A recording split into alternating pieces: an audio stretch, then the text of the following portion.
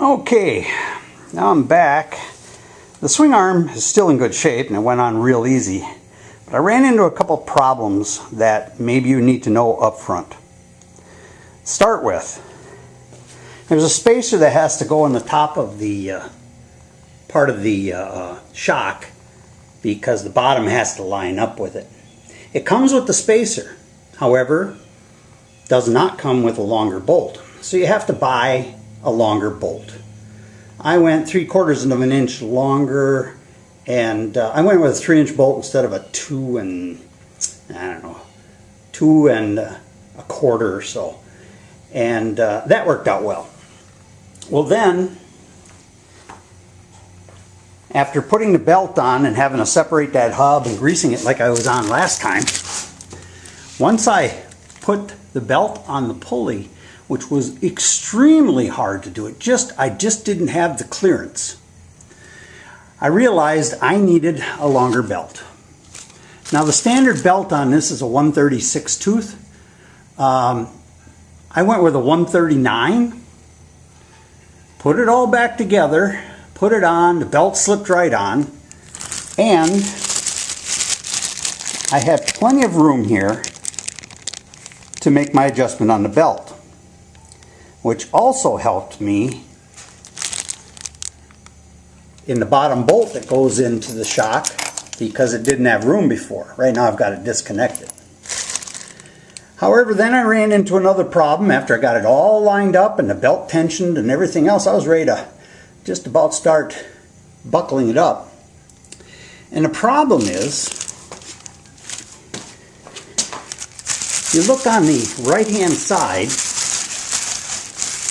you see the gap I have here? It's about 1 inch. Okay? On the left hand side from the back, if you look, I've got 2.5 inches. So what this means is, with everything lined up from the rear now, the left hub sticks out 1.5 inches further than the right hub. I know that's not the way it's supposed to be. It can't be. I made a couple calls, talked to a couple people, and the tech person at DNA, and I discussed it. Here's what I'm going to do. As you can see, the belt comes out of the hub on this side of the split. Now this is quite a wide hub. It comes out on this half. This half has nothing.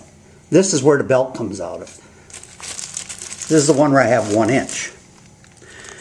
Now my theory is, and he thinks so too, but he's never run into this, is I'm going to have to take this axle off of here.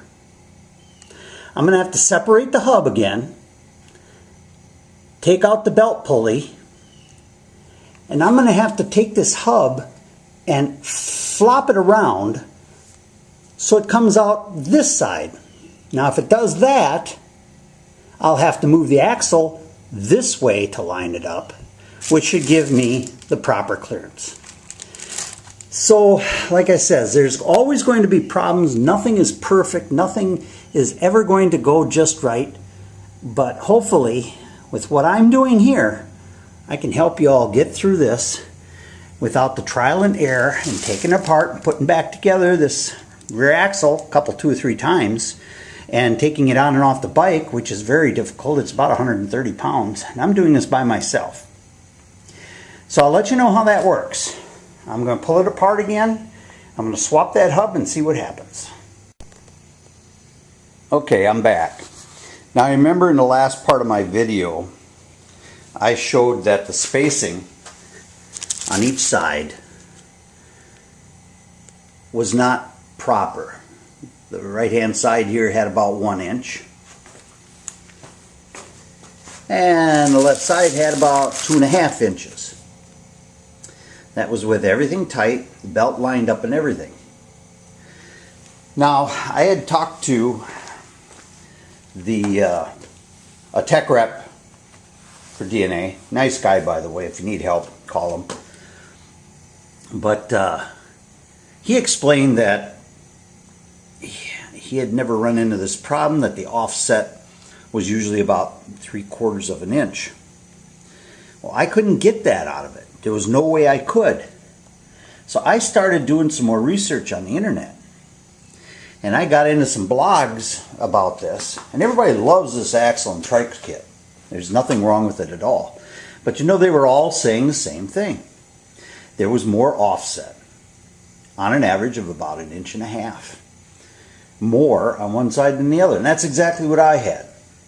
Now, if I just plain looked at it, probably wasn't very noticeable. But I kind of like to have things perfect.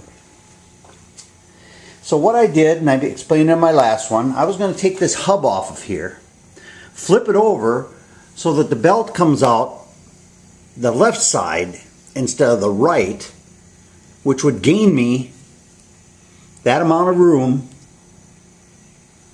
and make everything centered. Now, I had a hard time getting those hubs off of there on the outside. They're kind of a press fit, but I got them. And I flipped it, and I put it all back together, and I put it on the bike. And guess what? I have no offset. I'm identical on both sides, symmetrically from the brake to the center of the swing arm bolt on both sides is perfect and identical. I'm totally symmetric. I'm totally centered. There is no offset on either side at all. I did run into one problem though, but I'm not going to consider it a problem. The right side, because it moved over at least 1 inch because of this, because of the width on this, the bottom bolt of the shock came really close to it. But it's not touching. It has no effect on handling. It'll have no effect on anything. This hub doesn't move. And that is the only drawback I ran into. So for now, while looking at my bike, I am perfectly centered with the bike on the axle. And I'm much happier than that. So the guy one of the guys I read about in one of the blogs was trying to put a fiberglass body kit on his, and he couldn't get it centered. He didn't like it. So he returned it and decided to go fenders. I'm doing fenders anyway. But to get it centered, instead of doing what I did and taking everything apart and moving it, he actually bought different wheels. Now the wheels, on the back side of a wheel, when you buy wheels, it's got what's called an offset. And it's the back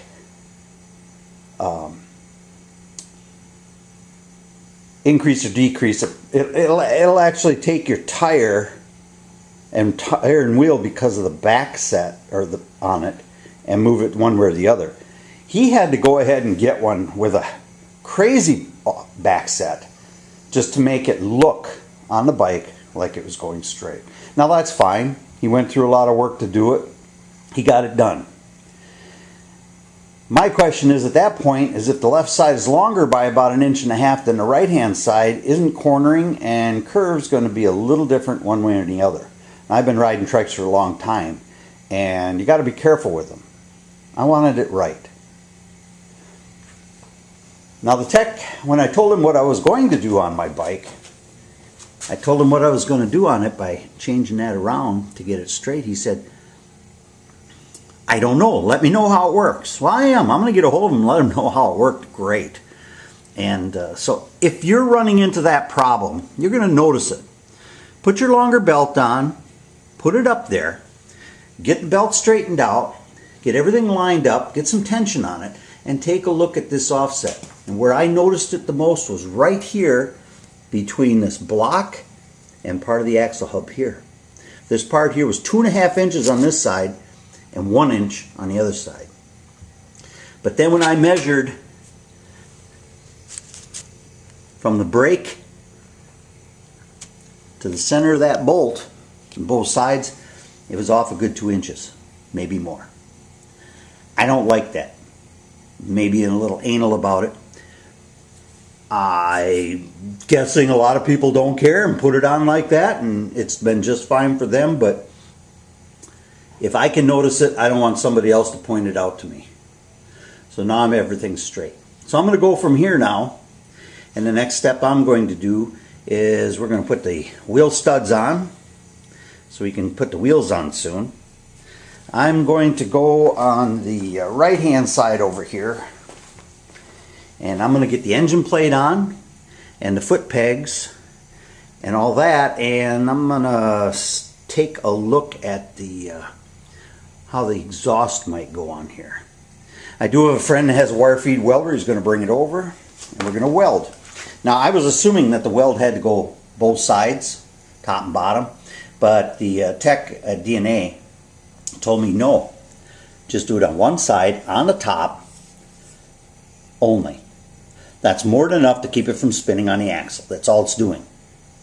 If you do both sides and you ever have to take this thing out, you undo these to separate this to make it easier to slide out. It's not going to slide. You're never going to get it off if you're welded. So that's a big deal. Don't do that. Okay, talk to you in a little bit.